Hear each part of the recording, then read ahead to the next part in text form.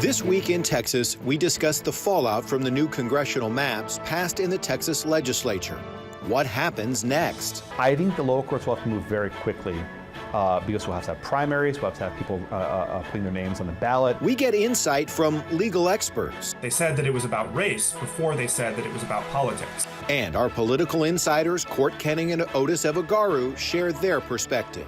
What we don't know is how the outcomes of those elections will be.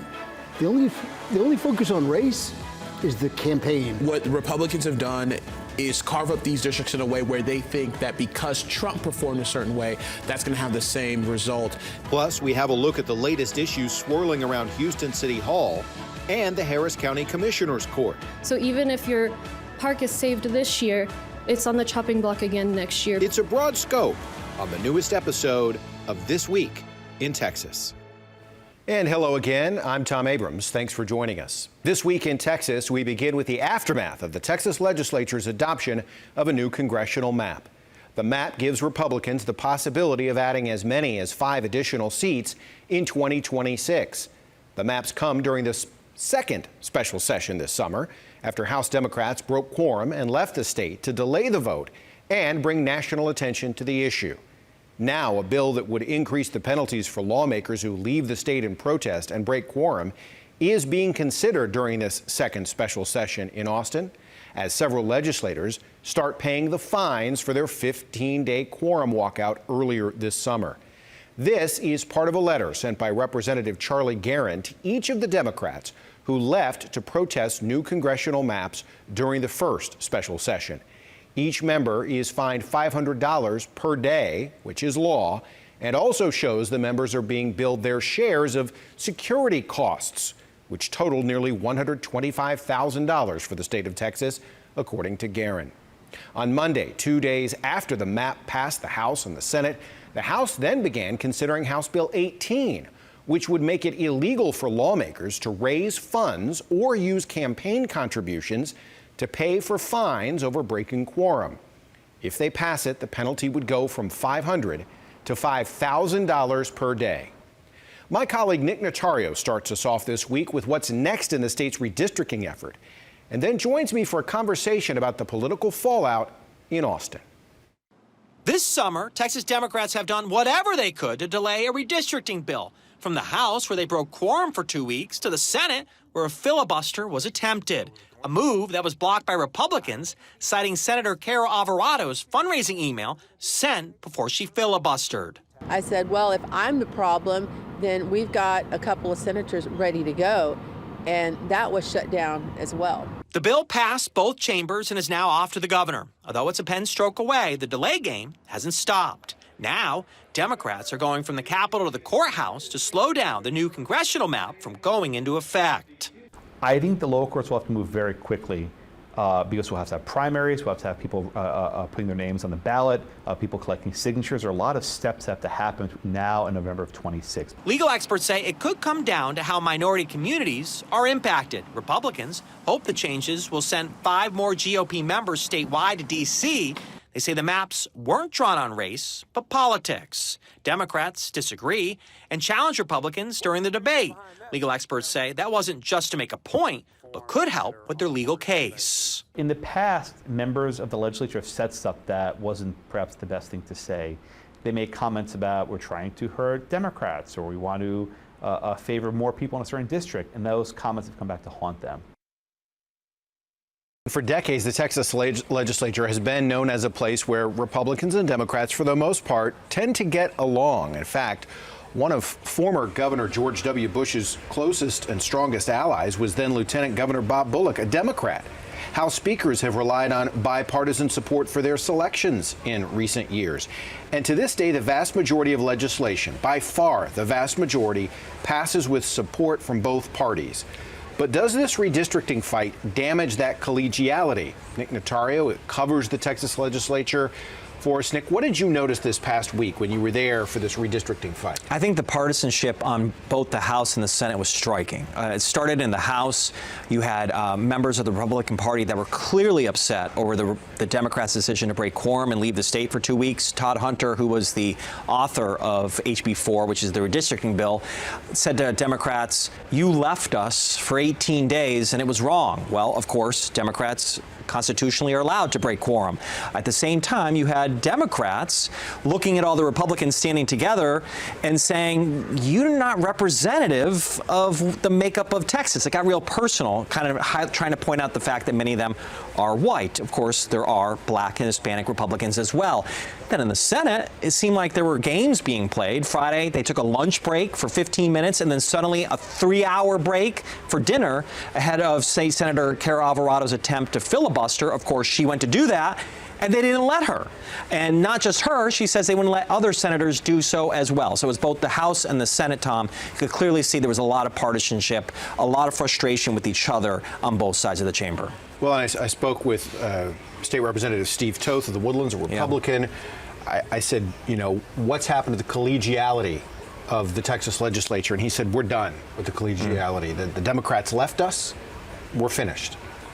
And I think that that's tough for a lot of some of them that have been there for a long time. You know, I talked to State Senator Alvarado, who's been there for almost 20 years between the House and the Senate, and she is worried about the path that is going down. She believes it's heading in the direction of Washington, where it's very partisan, it's very hard to get things done, and that concerns her greatly. And she's worried that you may see things like the filibuster, which allows state senators to talk for extended period of times, to delay a vote, possibly go away. You now have Governor Abbott calling for more punishments against those that break quorum. So we're going to see how this all plays out. But for some of them, they're very worried about what will happen. I think on both sides. Right. Good both point. sides. Both sides are concerned about the future path and whether Texas becomes more like Washington.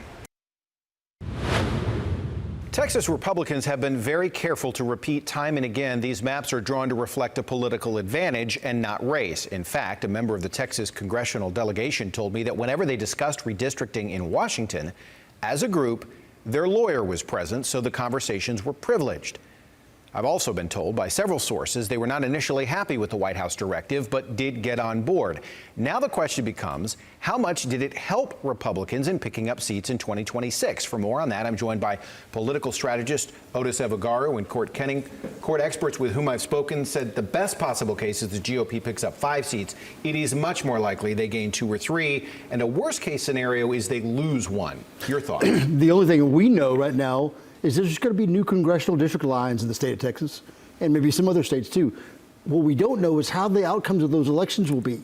The only focus on race is the campaign race for who's going to be the congressional representative. That's it. Otis, your thoughts? Yeah, listen, I think it's going to come down to the voters. I mean, Court's absolutely right. We don't know. We can't predict the future. We've been on this show plenty of times trying to do that, and we've been right and wrong. And I think that what Republicans have done is carve up these districts in a way where they think that because Trump performed a certain way, that's going to have the same result down ballot. And that's just simply not true. Henry Cuellar and Vicente Gonzalez outperformed Donald Trump in those districts, and they've made those districts down in the border more Republican. And a lot of folks down there will tell you, bring it on. We think that we can still elect Henry Cuellar and Vicente Gonzalez in those districts, particularly because Trump's not going to be on the ballot.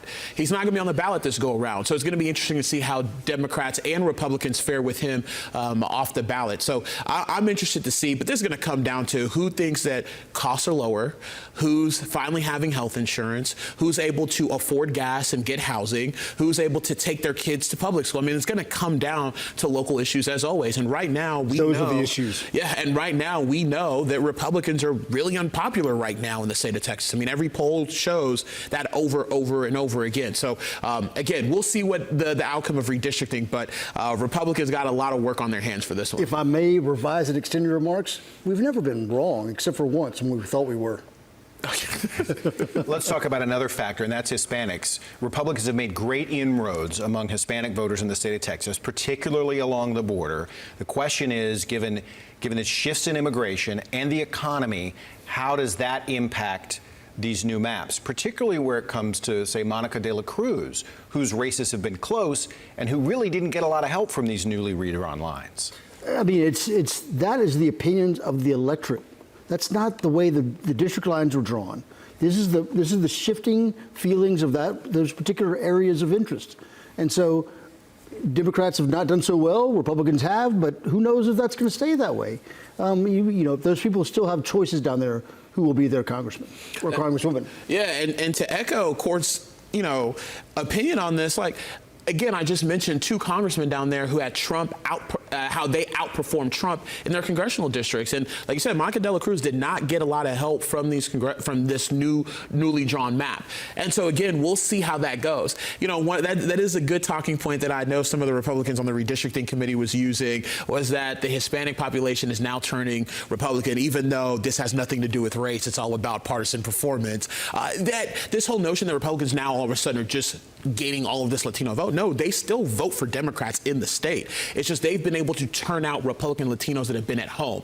Now it's our turn to go get Democrats who've been staying at home that are of the Hispanic population, get them out to vote. And so we'll see how that goes November 2026. Gentlemen, thank you. Ultimately, as you mentioned, it will be up to the voters in 2026 whether that Hispanic shift to Republicans continues or reverses, and how voters feel about the economy. That may ultimately determine the outcome some 14 months from now. This Week in Texas will be right back.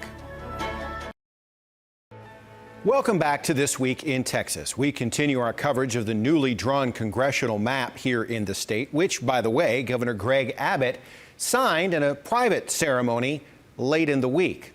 It's now law. ABC13's Brianna Connor, though, had a conversation with David Frumkin, an assistant professor of law at the University of Houston Law Center and an affiliated faculty member in the Department of Political Science, to get his thoughts on that map and its legal path ahead. Here's part of that discussion as it aired on our live stream. These maps did change a little bit between the first and second special sessions, but the stated intent is still to give the Republicans an advantage in 5 congressional districts.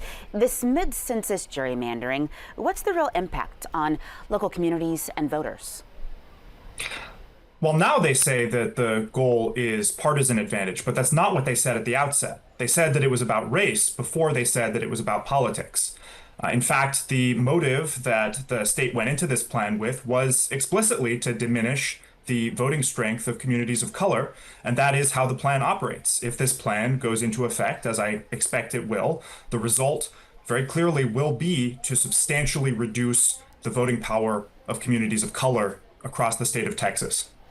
Now, we know that racial gerrymandering is not legal. Political gerrymandering is. Help us understand the difference. That's right. So clearly, between the point at which this plan was introduced and now, Republicans in the legislature have talked to some lawyers who correctly advised them that if their goal was a partisan goal to increase their partisan advantage in the House, that would be perfectly legal under federal law. And I think that's why they're now taking the position that this is a purely partisan plan. On the other hand, if it had a racial objective to diminish the influence of minority communities, that would clearly be illegal under federal law. And I do think the fact that they went into this redistricting effort with a stated intention of having that racial effect does mean that it's hard for them now to reverse course and to say, no, this is just about politics, not about race. Of course, a court will have to adjudicate that question, but I think there is a very strong argument that that stated objective at the outset makes this redistricting plan illegal under federal law as a racial gerrymander. That's exactly where I want to go with you next, because we know this map is something Democrats fought to delay. They ultimately cannot stop it from passing, but they have said that the courts are their next battlefront. Help us see what that strategy could look like and how it would be evaluated in the justice system. Well, I think to frame this issue as Republicans versus Democrats is to some extent to play into the framing that the Republicans want to choose on this debate, which is that it's a partisan debate. In fact, what the plaintiffs will be saying in these cases that are going to be brought is that this is a racist plan that discriminates against minority voters. The issue is racial discrimination. And I think there's a strong case for them to make, both under federal constitutional law and under the Voting Rights Act, that this plan violates federal law. So the racial gerrymandering argument is very simply that if the plan had a racial intent, it's unconstitutional. The Voting Rights Act argument is that if the plan operates to diminish the ability of minority communities to elect representatives of their choice, then it violates the Voting Rights Act. And I think there are strong arguments on both of those grounds that this plan violates current federal law. You know, I've heard out there political analysts talking about the strategy really on the Republican side is to get this up to the United States Supreme Court where they've got a majority. They're favorable to conservatives. How are you evaluating that idea? Well, I think that is the crucial question. The Supreme Court is going to hear in a couple of months a case in which it will rule on the continuing validity of Section 2 of the Voting Rights Act. That's the one section of the Voting Rights Act that really still has force. This Supreme Court historically has been hostile to voting rights, has eliminated other protections that were provided by other provisions of the Voting Rights Act. Section 2 is really the provision that is still in effect. And there are some signs that the Supreme Court is now coming for Section 2.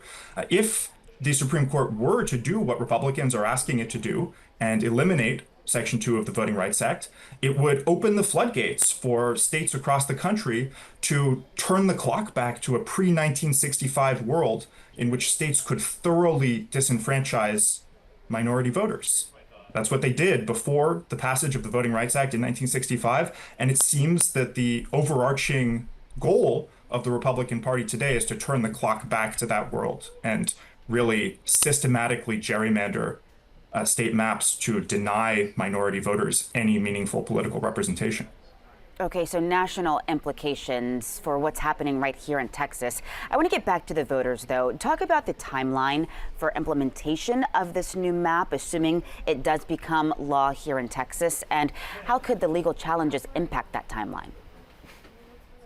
This plan was very clearly implemented in order to put the new map into effect in the 2026 midterm elections. That was the objective, and that is the current timeline. That said, a court would be able to issue an injunction preventing the map from going into effect in the 2026 midterms if the court were to determine that the map is racially discriminatory. Now, these cases are very fact-intensive. They require plaintiffs to do a lot of work gathering evidence and presenting that to the court. It may take time for the court to analyze that evidence, so it's not clear that there will be time to enjoin the map before the 2026 midterms, but it's possible. Thanks to both ABC13's Brianna Connor and David Frumkin of the University of Houston for that discussion. There is still much more to come on This Week in Texas. When we return, we'll take you to both Houston City Hall and then to Harris County Commissioner's Court. Welcome back to This Week in Texas. Now we turn from state politics to Houston City Hall and an issue that has the attention of City Council: panhandling. It can be a pretty common thing to see in some parts of Houston, and this week, council members approved a ban on sitting, standing, and walking in the street or on narrow traffic medians. ABC 13's Shannon Ryan has more on that measure and how the city plans to enforce it. Buses and trucks and everything. From panhandling to catching public transit. They all in the street. Every day, Houstonians can be seen towing the line with traffic, walking narrow street medians like this one on Westheimer near Fondren, as cars whiz by. It's very dangerous. Which is why Councilmember Amy Peck says she is working to ban it. This is a public safety issue. Peck, along with two of her colleagues, have asked Houston City Council to vote on an item that, if passed, would ban pedestrians from walking, sitting, and standing in the street or on traffic medians 6 feet or less in width, citing HPD crash data. Over 30% of accidents on the roads, they involve pedestrians. The item Peck signed also cites specific concerns about, quote, vulnerable populations. This is not criminalizing anyone as long as they are not standing in a place where they really shouldn't stand. It's really about safety. Daryl Charles says he was homeless during the pandemic. I've seen a lot of people come to close calls. Those close calls are why he says he supports the item. I think the good thing is it's for the safety of all involved. Thanks to Shannon Ryan for that report. Again, Houston City Council did approve the measure this past week.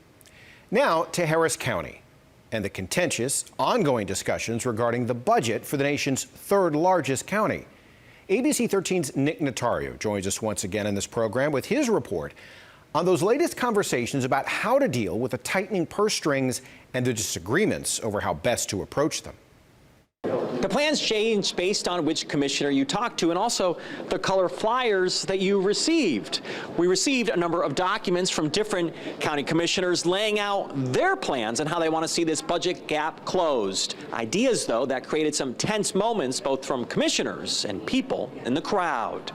Those that are voting no, please respond to the people that are asking you questions. Tensions are high as Harris County grapples with how it's going to pass its budget, a deficit that was on the mind of this woman as she shouted at commissioners before she was removed. So even if your park is saved this year, it's on the chopping block again next year. The frustration wasn't from just those in the crowd. The same three voted for after creating this deficit. Hidalgo repeatedly placed blame on other commissioners for the deficit. The proposal involves cuts to 5 positions, and I did not receive the votes to even put that on the ballot. I'm not in elementary school anymore. I'm not into name calling or things of that nature, so I'm focused on my work. No matter who's to blame, dozens of neighbors are looking for answers about what could be coming. For 4 hours, nearly 200 spoke at Commissioners Court. Proposed cuts to our community centers and the summer programs are not charity cuts. They are lifeline cuts. Hidalgo says the budget is $220 million short, a deficit she says is mainly brought on by other commissioners increasing police pay. To find out how they're going to close the gap, she wants commissioners to fill out this form. And so what I did is actually I created a blank one for them so they can fill it out. Commissioner Leslie Briones says the deficit is $48 million. She stood with Commissioner Adrian Garcia with plans to cut it, with a hiring freeze, not filling open positions, and asking nearly all departments to cut their budgets by 10%. These are not automatic. These are not across the board. The plans, though, aren't sitting well with everyone. If that waste has been sitting there all this time, I have to ask, why wasn't it found sooner? And who exactly put it in there in the first place? It may have not been in one lump sum like you tend to hear during the budget year, but I am confident you can find many examples of where we have tightened our belt throughout the years. Now, the county has to find cuts once again, and the impacts of those depend on who you ask. There are efficiencies, and while that may be a big word for some, at the end of the day, you'll see how those efficiencies are ultimately identified and how we'll put those to work. We can't just let folks get away for political CYA because they're denying that there is a deficit.